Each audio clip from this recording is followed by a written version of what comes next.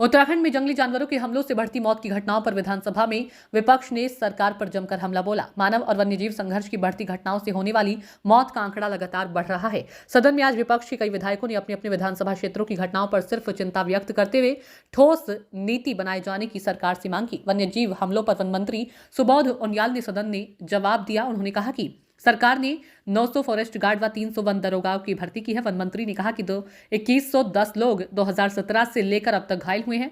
वन्यजीव मौतों में अन्य जानवरों के अलावा बंदर, ततैया, मधुमक्खियों को भी शामिल किया गया। वन मंत्री सुबोध उनियाल ने कहा कि वन्यजीवों द्वारा घरेलू जानवरों की मौत पर भी मुआवजा बढ़ाया गया है। मानव वन्यजीव संघर्ष रोकने को हेल्पलाइन बनाई गई है। जर्मनी की सरकार से भी मदद ले रहे हैं। उन्होंने कहा कि जागरूकता से मानव वन्यजीव संघर्ष रुक सकता है। बताया कि सरकार किस तरह से कदम उठा रही है, आगे इस तरह की घटनाओं पर रोक लग सके, कैसे आप प्रयास करते हैं?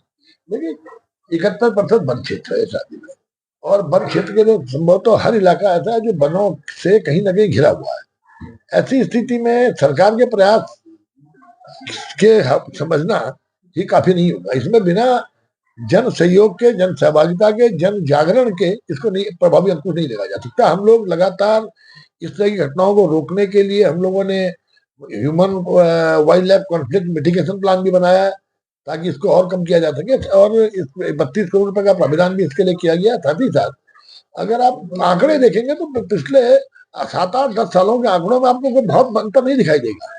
मैंने आज बताया सदन में कि पिछले 2017 से 24 तक के 8 सालों में 445 कुल मिलाकर के इस तरह की सारे, चाहे वो लेपर्ड के अटैक से मरे हो, टाइगर के अटैक से मरे हो, हाथी के अटैक में मरे हो, सांप के काटने से मरे हो, या किसी अन्य जानवर से हुआ हो, कुल मिलाकर के 445 घटनाएं यहाँ पर हुई है, जिनमें 445 लोगों को का नुकसान हुआ।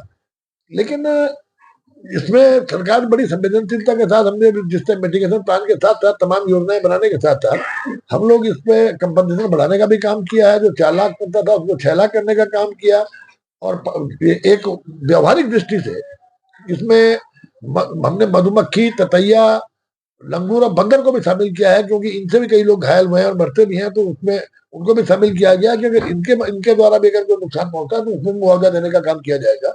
साथ ही साथ जो पशु क्षति होती थी, पशु क्षति में भी हम लोगों ने ऊंट और वगैरह दाना, उनके पैसे बढ़ाने का काम किया। वहाँ ऊंट को भी इसमें शामिल किया है कि अगर वाइल्ड एनिमल से अगर किसी का निजी ऊंट भी मर गया तो उसको भी क्षति मिलेगी। इसके अलावा जिस तरह आप देखते हैं पहाड़ों में, जंगलों में जब जानवर आता है तो कई लोगों के घरों में नुकसान हो जाते हैं हाथी से।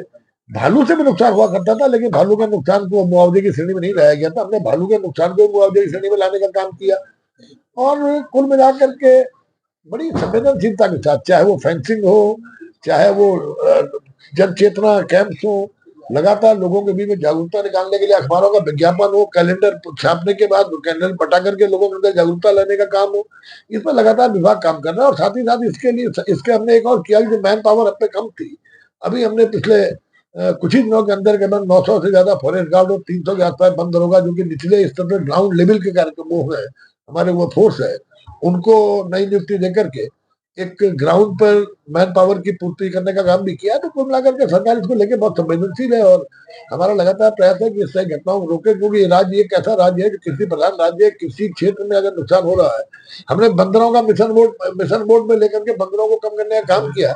और ये बताते हुए मैं बड़ा गर्व होता है इस बात का कि पिछले 4-5 सालों में हमने 24% बंदरों की संख्या में कमी भी लाई है। और बंदरों की संख्या में कमी लाने के साथ साथ हम एक मिशन बोर्ड में बंदरों के बंध्याकरण पर काम कर रहे हैं, जिसमें 122 वेटनरी डॉक्टर्स को हमने ट्रेनिंग देने के बाद इम्पैनल किया है, जिनके माध्यम से जगह जगह पर, चाहे ट्रैंकुलाइज करने का मामला हो जंगली जानवर को, चाहे बंदरों के बंध्याकरण का मामला हो, हम इसको लेकर के आगे बढ़े। और करीबन मेरी ख्याल से हमने जो पिछले वर्ष में 36,000 के आसपास हम लोगों ने बंदरों का बंध्याकरण करने में सफलता पाई, और हमारा यह है कि 3-4 वर्ष के अंदर सारे के सारे बंदरों का बंध्याकरण करके उनकी जनसंख्या को रोकने में प्रभावी अंकुश लगाएंगे। विपक्ष कह रहा है कि सरकार